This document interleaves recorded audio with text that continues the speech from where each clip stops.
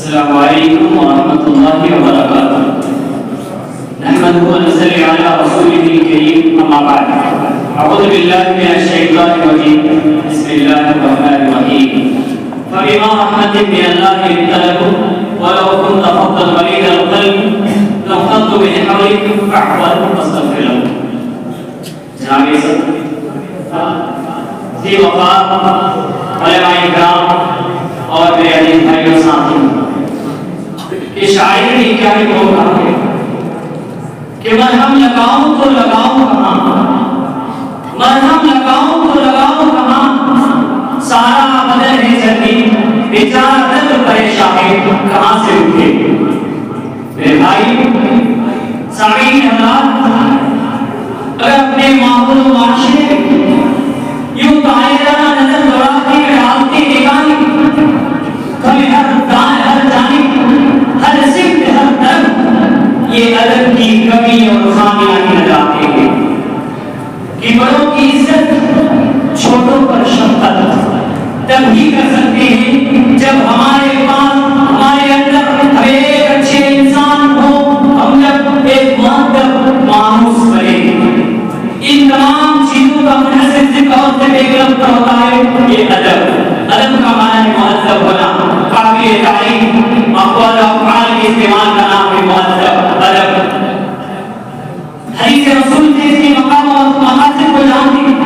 نبی رضی اللہ عنہ رسول اللہ صلی اللہ علیہ وسلم ما من شيء في الميزان افضل من حسن الخلق، کہ میزان کے اچھے اخلاق سے زیادہ کوئی دوسری چیز نہیں۔ اس سے اچھے اخلاق کی اہمیت ظاہر ہوتی کہ اچھے اخلاق اتنے اعلیٰ ہے کہ کامل ایمان مومن بندے کے سب سے زیادہ اخلاق وہ ہے جو اخلاق سب سے اچھے اخلاق میں سے۔ اور بات کہے جاتے ہیں کہ اچھے اخلاق روزہ دار اور تہجد گزار کے درجات تک پہنچ جاتے ہیں۔ ان کے پہلو میں سے ایک پہلو یہ ہے کہ بڑوں کی عزت و تقریب، چھوٹوں پر شفقت رحم کرنا، دست کھانا۔ فلیس منا من لم یرحم صغیرنا ویعرف حق کبیرنا، کہ اللہ کے رسول صلی اللہ علیہ وسلم نے فرمایا کہ چھوٹوں پر شفقت کرنا، چھوٹوں پر دست کھانا، جس نے نہیں کھایا، بڑوں کی عزت و احترام نہیں کی، بڑوں کے حق نہیں جانا، ان کے مقام و مراتب نہیں پہچانا، ہمیں سے نہیں۔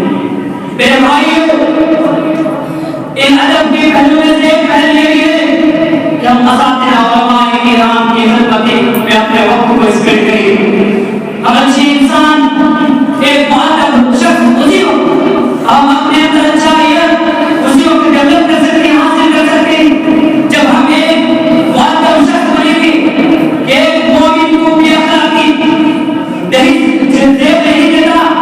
خصلتان لا یجتمعان فی مؤمن البخل والصدق، کہ ایک مومن کے لیے بخل کرنا، بد اخلاقی، بد کرداری بالکل زیب نہیں دیتا ہے کفار و شرکین کے لیے۔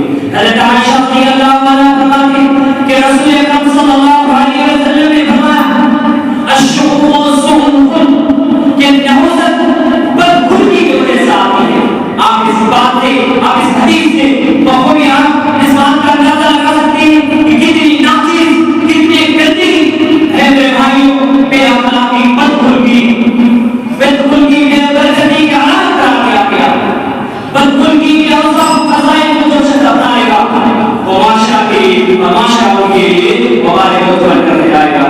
میں ایک حدیث پڑھ کر اپنی باتوں کو ختم کرتا ہوں کہ خطبہ امام رضی اللہ عنہ فرماتے ہیں رسول اللہ صلی اللہ علیہ وسلم دعا مانگا کرتے تھے اللهم جنبني منكرات الاخلاق والاعمال والاهواء والاهواء، کہ اللہ کوئی اخلاق، کوئی اعمال، کوئی بیماری، کوئی خواہشات سے بچا۔